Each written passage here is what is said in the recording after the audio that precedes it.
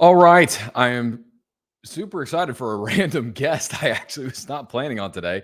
If you guys would like to meet my new buddy, this is Pete. I'm calling him Podcast Pete for this episode.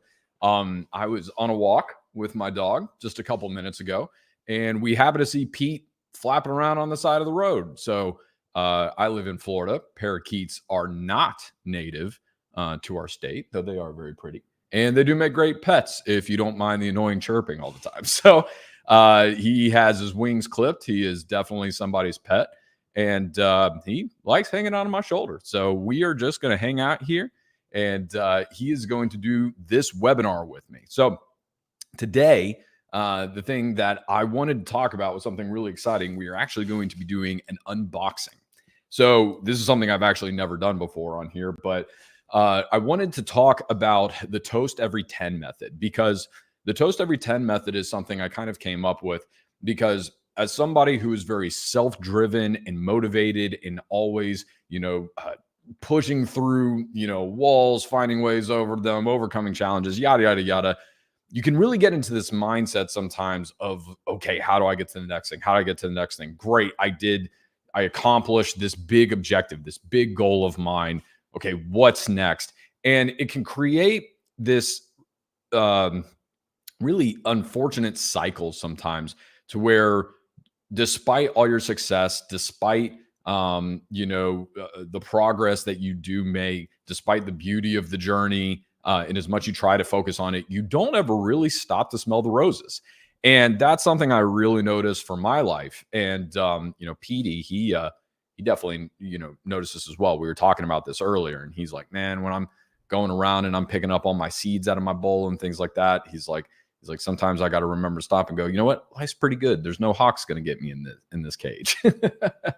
But seriously, I think that's something that when I talk to a lot of other high performers and when people in my mastermind are, they're so focused on goals that are significant and important to them, I think that's something that can really naturally happen, is that we can just go, well, I don't know. I think I'm just constantly looking at the next thing. You actually see this a lot with professional athletes. What'll end up happening is after they win a championship, they will become severely depressed sometimes because they'll look at it and be like, wow, I've reached it. I'm at the top.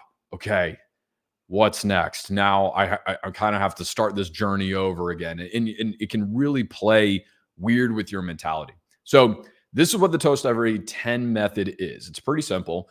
Whenever you have an objective, and it needs to be, you have to make sure it's quantitative, obviously, or this doesn't work. Also, if it's not quantitative, it's not technically a goal.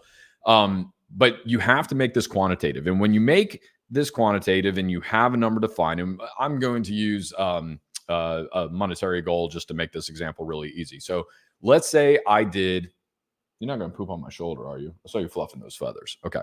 That'd be really embarrassing if you pooped on my nice new shirt right here live with everybody. Petey, he's the man.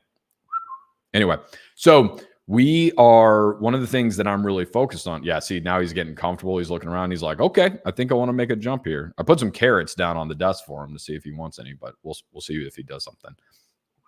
Pretty boy. So anyway, sorry, back to this. I know I'm slightly distracted by my new friend here. He's pretty cool. Oh yeah, right. So to use a financial goal, basically one thing that you could do is, like, if I wanted to save $120,000 over the course of a year, or over the course of, what am I doing? Oh my gosh, Pete, sorry, man. You got me all distracted with the slapping over here. I really thought you were going to poop on me. Okay, whatever. The point is, let's say we just have a monetary goal and we're going to call it $120,000 that we're trying to save up towards. So what we would do to break that down along the toast every 10 method is that every single time that we save up $12,000, that would be a milestone. And attached to every milestone is going to be something that is called a trophy. So this is really, if you've ever heard of the term gamification or gamifying, that's all we're really doing. We're trying to gamify our life, because why not have some fun, whenever we're going after our goals and we're trying to succeed at something. So that is what this is all about, is gamifying our life. So let's talk about what I did. So in this particular example, uh, I have certain business objectives that I'm trying to meet. And one of the ones that I had was to reach the 10,000 follower milestone on LinkedIn. And I did that this past weekend. It was very exciting. So the normally I would hit that 10,000 and I would just be like, okay, great. We did 10, on to 20, on to 25. How are we going to do that? But I am here with you all today to share something that I'm really excited about. And I collect cards. I'm going to go ahead and open this. I don't actually know what is in this box. I have an idea. It's one of two things. I know that much. Oh, Petey's getting really interested also. He's like, hey, what is this thing? So you probably like chewing up on cardboard, don't you? So there is a card in here that is a Pokemon card. My son started collecting them. I collected them when I was young, and it kind of became something we started doing again. So I go for the vintage cards that I used to collect, the ones that are in perfect condition. And back behind me, you can see it right here. I shouldn't point the knife. That's a really bad idea. Right there is the Charmander, first edition, PSA 10 graded. It's worth about $1,500.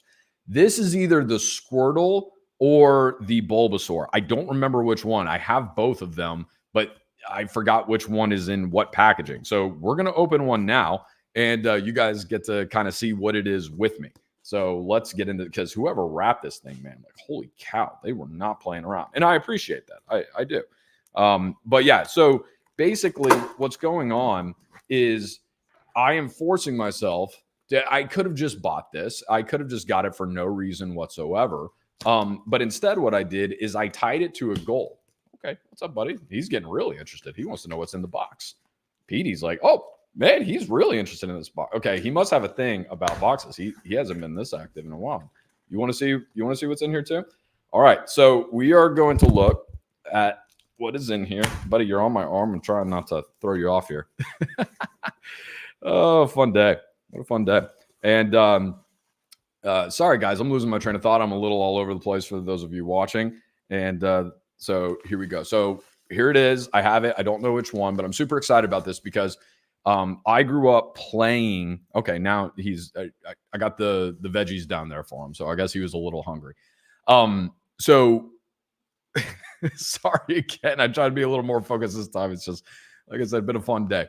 So what the thing that makes this really special is that, yeah, I could have gone out and I could have just bought this card, but it would have just been me buying a card, and it still would have been cool because I'm adding to the collection. For those of you who weren't Pokemon geeks growing up, back in the day, when the video game came out, which was one of the top selling Game Boy video games of all time, you got to choose between 3 Pokemon, and that was Bulbasaur, Squirtle, or Charmander. So you will still to this day see people when they have their kids that are put out like these little plush toys and make their babies crawl to them to see who they choose. It was a really monumental thing for a lot of people growing up. So that's why I'm really interested in having all 3 of those. So I do have them all, but I refuse to open them until I reach those milestones that, I have them set for. So again, it makes it a lot of fun because it's not just me collecting now, because that is a big part of what I'm doing, but it's also me tying something that was really significant. Now I'll look at this and I'll be like, oh, it's not just part of my collection. Now it's something that's really special. And it's like, oh yeah, that is part of my collection. But I also remember all the hard work that I put in and showing up to LinkedIn every single day and posting quality content and making sure that I'm, reaching out and making connections with people and not just growing a following. And now that I'm starting the business and I have the mastermind and I'm getting leads from that, and this is something that is building my business and yada, yada, yada. It's like, that's what it's really kind of symbolic of. So anyway, with all that, let's figure out what card it is, because I don't know. And like I said, I'm really excited to, oh, he's really interested in this, this green bubble wrap. Everybody loves bubble wrap, dude, I get it. Okay. Squirtle or Bulbasaur? Which one do you guys think? Ready, and boom. Ah, it's the Bulbasaur. Sweet. So if you guys can see it a little bit here, I don't know if it's focusing in. So there it is. So this is see right here, this tiny little dot. That's a first edition, makes all the difference in the world. It is a PSA 10 graded. So this thing is legit, perfect condition. And yeah, super excited to have this thing. This is so cool. Now, the thing I'm not going to lie, just to geek out with you guys for a little bit, that I was a little surprised about, Charmander is one of my favorites. He was I'm a little bit of a fire nerd. That was something I was always going after. And I thought he would be the most expensive of the three because I thought either him or Squirtle were probably the most popular choices. Because of the way the game worked out, Bulbasaur was actually one of the worst choices you could start off with in the game because it was hard to beat the next trainer. So it wasn't that people didn't like him. It was just, yeah, he didn't help out too much. But obviously, Bulbasaur is still really cool. Well, I was dead wrong. The Bulbasaur is easily the most expensive. The other ones are worth about 1,500, 1,700 piece, depending on when you're looking at it. This Joker is worth anywhere from like 2,200 to 2,500 dollars. So the reason I think that is because I think Bulbasaur isn't as popular as the others, and these cards are 25 years old now. I just think that not as many people bothered to keep this and to send it off. So that's why there's a lot less in circulation. So anyway, that is the Toast Every 10. This is so cool. I love this thing. This is great. Petey, thanks for sharing the experience with me, bud. Here, you want to see him? Here, come here. Maybe don't get on my laptop. So, okay. All right, whatever. Okay, he's like, yeah, screw you. Oh, he pooped on my desk. Did you poop on my shirt? Okay. That's fine. I'd rather you poop on my desk than my shirt. So at least there's that.